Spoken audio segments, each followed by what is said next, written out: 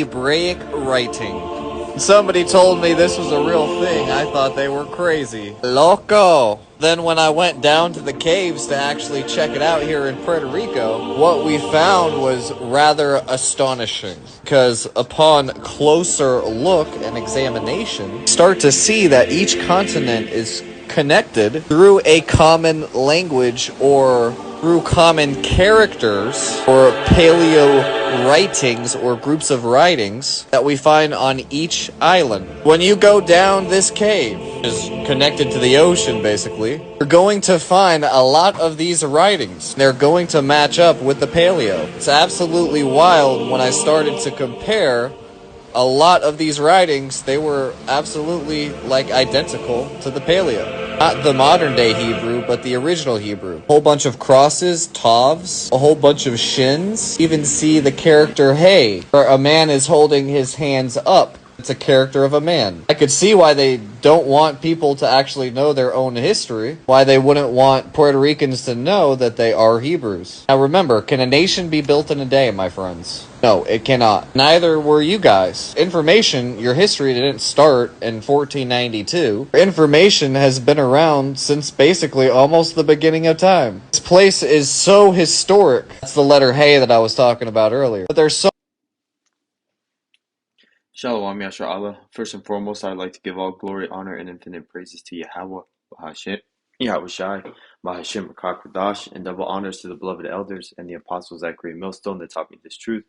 Peace and salutations to all you hopefully talking out there laboring, that are pushing this word and truth and in sincerity. First off, Salaki Akim, I got the hiccups, started this lesson, and now they won't go away, but I'm going to keep pushing. Salaki, if it's annoying, but hopefully they'll pass here soon. But hey, as you can see, that video was an Edomite explorer that put a viral video on TikTok, and it was going around showing an archaeological site with Paleo Hebrew writing on it. And we know that lands right with what the scriptures say and what the elders and apostles teach of who the Puerto Ricans are, which would be the so-called Puerto Ricans today, so-called, but in the scriptures they are called Ephraim, which means he is fruitful. And that's why, for the example that we can tell you today is that look how small Puerto Rico is. It's a very small island, but there's Puerto Ricans everywhere, everywhere. So they're very fruitful people. And to back up another archaeological find of what's happened in Puerto Rico is 800 ancient stones with Hebrew writing in Puerto Rico authenticated. And this was about, I think, a year ago, almost two now, where this came out. And what it goes to show you is that this truth is even being made more manifest in these last days, and that you can't hide all these facts that are coming up, and Esau cannot control the narrative anymore because everybody has access to post this information and have access to reading it freely online for the most part until it gets flagged, taken down, or for the but it's been shared and reposted so many times. This is common knowledge now. So I was gonna read a couple things, but I wanted to go down to this, which shows the location, which is a Principal Chief Age Ivana, the Brave Memorial. So these were the Tainos, what Esau called them. And then this is talking about the monks that were over there that had them doing all the type of fucking boarding schools and turning the savage into the man, and raping, robbing, and pillaging this land. So that's the point where they found in a creek bed. Here's just an example of one. So hey, this is beautiful. This is Hebrew culture is known for the abbreviated form of his sacred name, Yah, which is not his name. That just means he. His name is Yahweh, and there is even writings of that, as well as Yahweh Shai, as we know the true names are. In our land of our captivity, this is where we're going to remember ourselves. So I brought all those videos and information to show you that in this is the place that we're going to remember ourselves and come together as a nation. In the third day is when Yahweh Shai is going to come and back for his people, and he's going to be he's going to raise up his people when Yahweh gives out that order, because just like he was 3 days in the tomb, rose on the third. You know, that is an example of where 1,000, 2,000. This is the 3,000th year. It's of it's past the 2,000 years, so we're already in the third day of what is coming to pass, which is all these prophecies. The stars are aligning, as they say in the world. These nations are going to war with exactly the right time. World War III, the technology is at the right position that it can bring forth the prophecies of Revelation 13 and 16. Jacob and the 12 tribes, starting with the Negroes, Latinos, and Native Americans, have been on the street corners prophesying and telling them everybody for, more than 40 years. The elders and apostles have been on the streets, and before that was the One Westers. And since 2007, which would be 17, almost 18 years now, that the truth has been on the World Wide Web, and this thing has been accessed to the four corners of the world. A lot has changed. And as we can see, that this is just further progressing the flow information, and in the last days, how knowledge is increasing by us being able to see these things and connect it to what the scriptures have said.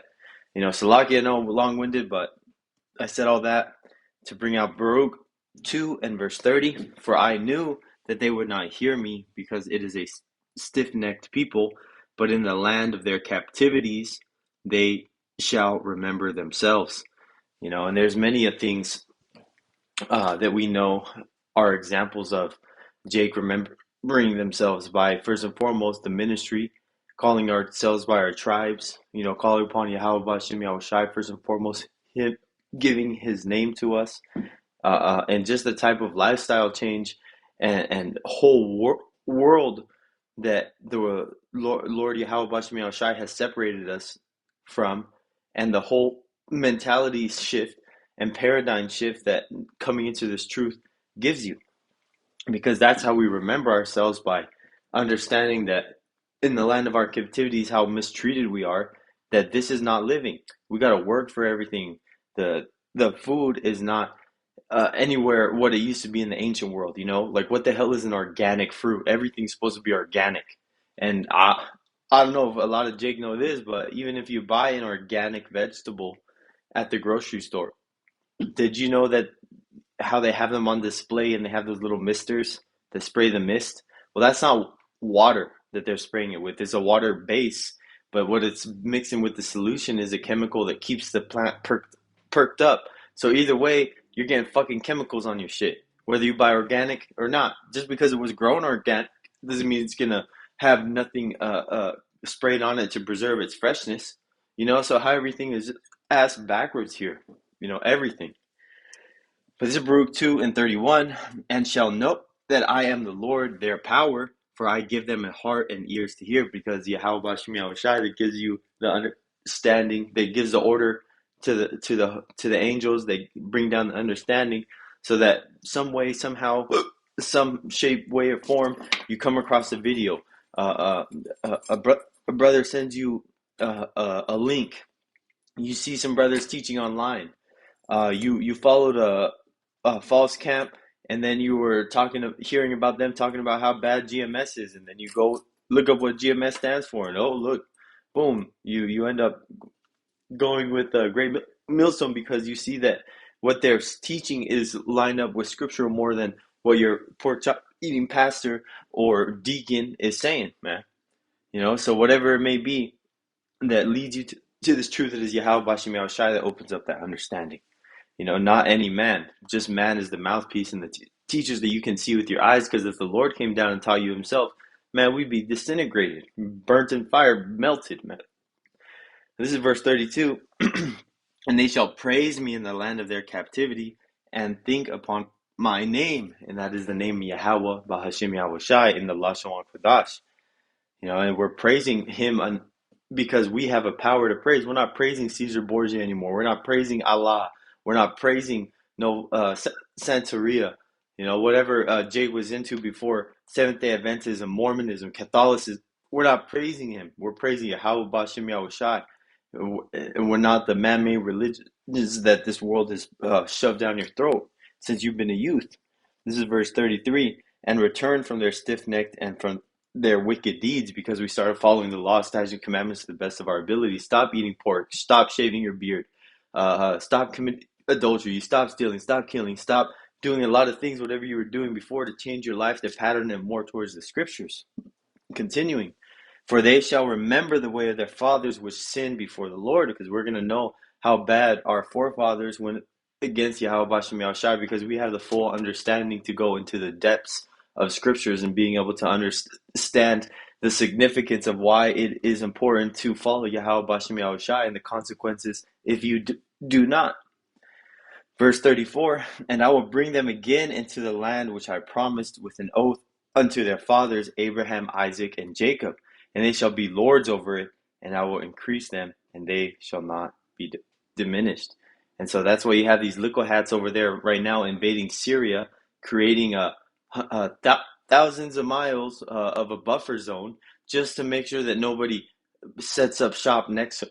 No, man, this is all a play. You know, Syria was one of those countries on the list of 7 countries in the Middle East that the United States wanted to topple, along with the help of the Israeli Mossad CIA version of their agents that caused these chaos, these revolutions, these rebellions. Man, all these, like the scriptures say, if there's an evil be done, you will find them there. You know, so this is just a play, and it's not even 2025 yet, Jake. You know, so hey, leading into this new year, we're gonna see what happens, because hey, man, a lot of hell is about to break loose, and countries collapsing is gonna be the new normal. Because I don't know if you woke up last night and checked the news, but the country of Syria has collapsed.